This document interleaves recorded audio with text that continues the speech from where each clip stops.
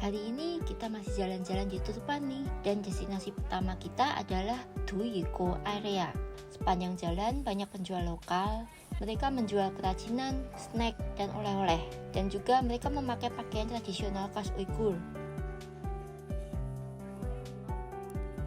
Jadi dulunya ini adalah perkampungan tua di kaki gunung yang terkenal dengan suasana oasis dan bangunan lumpurnya. Namun sekarang sudah tidak dihuni lagi karena bangunannya tidak aman dan mudah runtuh. Jadi penduduk lokalnya itu sudah direlokasi oleh pemerintah, tapi suasananya tetap hidup loh. Area ini sebenarnya sangat luas, tapi kita tidak bisa jelajahi semuanya karena banyak bangunan yang sudah rusak.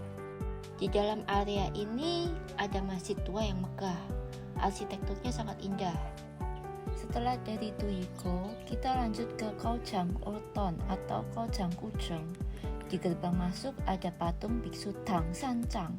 Dalam legenda, beliau adalah tokoh dari film Perjalanan ke Barat.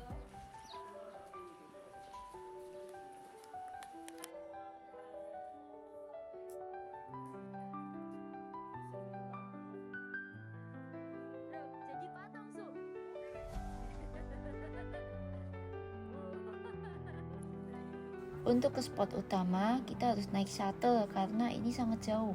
Tempat ini besar sekali dan dikelilingi oleh gurun pasir. Sepanjang jalan hanya ada pasir, tidak ada tanaman sama sekali. Kaohsiung dulunya kota penting di jalur sutra, berdiri sejak abad pertama dan menjadi kota kerajaan. Banyak etnis tinggal di sini seperti Han dan Uighur, juga jadi pusat penyebaran agama Buddha. Biksu Tang Sancang pernah singgah di sini.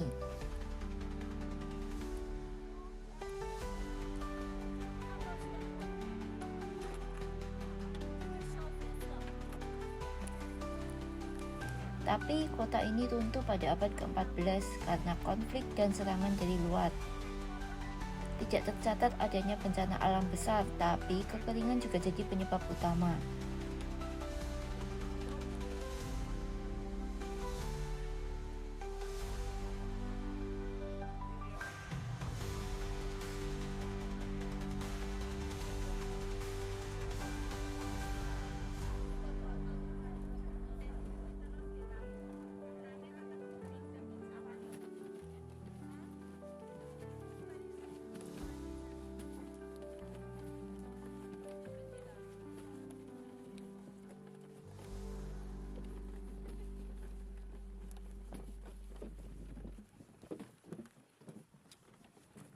Sekarang beberapa area masih terlihat utuh, seperti sisa istana dan aula besar. Bahkan terlihat kamar-kamar di zaman dulu. Semuanya terbuat dari pasir dan tanah liat. Tekniknya disebut rammed earth atau hangfu. Jadi metodenya itu pasir dicampur air lalu dipadatkan. Lalu lapisan demi lapisan disusun hingga menjadi dinding. Itulah kenapa masih bisa bertahan sampai sekarang.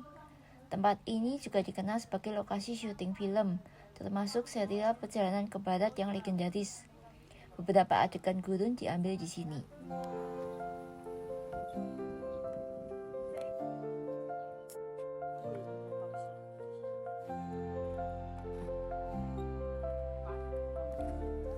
Selanjutnya kita mengunjungi Sukong Pagoda atau Sukong Ta. Ini adalah sebuah menara atau dalam bahasa Inggris minaret. Minaret adalah menara yang digunakan dalam arsitektur masjid. Disebut Sukong karena merujuk pada Su dari Sulaiman. Iman adalah ayah Sulaiman, gubernur saat itu. Setelah wafatnya ayahnya, Sulaiman membangun menara ini. sebagai tanda terima kasih kepada Allah dan juga agamanya. Bangunan ini selesai tahun 1777. Di area ini juga ada Echo Square. Kita bisa berdiri di tengah dan berteriak, dan suaranya akan kembali ke arah kita. Kami pun mencoba dan itu menyenangkan sekali. Halo. Jadi pusatnya.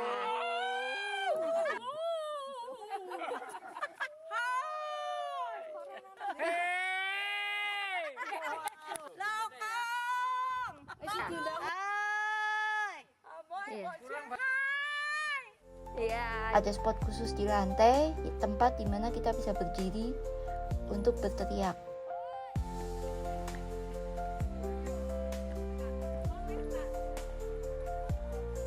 Setelah itu kami masuk ke dalam Menara Sukong.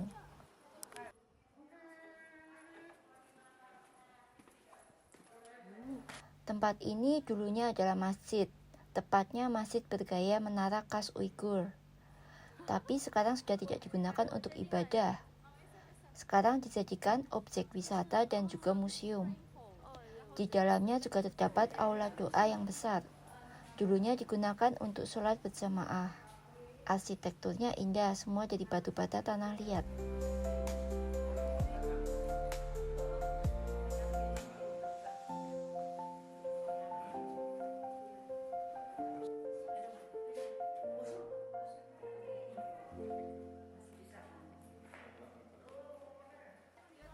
Selanjutnya kita mengunjungi Carousel.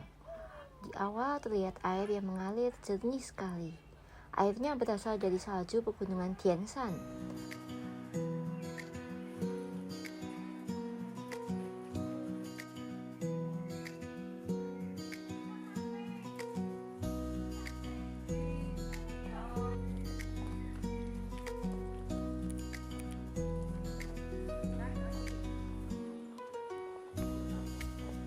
Kami lalu masuk ke bagian museumnya. Sebelum turun, ada penjelasan tentang sistem ini.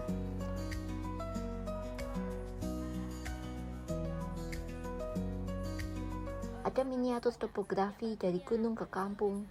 Kita juga melihat alat pengebor zaman dulu, serta model terowongan bawah tanahnya.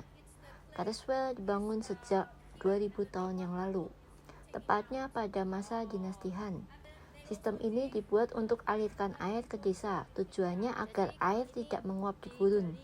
Karena belum ada alat modern, semuanya manual. Mereka pakai alat sederhana seperti cangkul. Bagaimana tahu ada air? Dengan observasi alam, misalnya tumbuhan, kelembapan, atau jejak hewan. Setelah itu, mereka gali lubang vertikal, lalu disambungkan dengan terowongan horizontal. Proses ini butuh waktu bertahun-tahun. Panjang satu sistem aja bisa puluhan kilometer.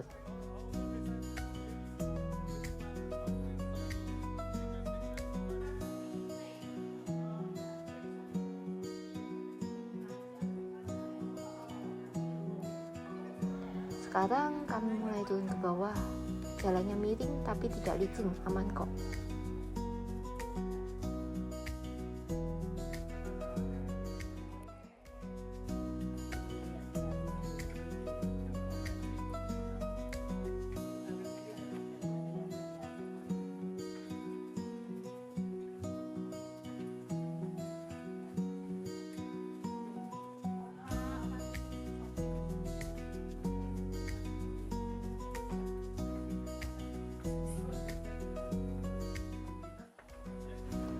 Di bawah kita bisa lihat air yang mengalir. Airnya sangat jernih dan segar. Terowongannya pun bercabang-cabang. Cabang ini untuk distribusi air ke banyak tempat, agar seluruh desa mendapat pasokan air.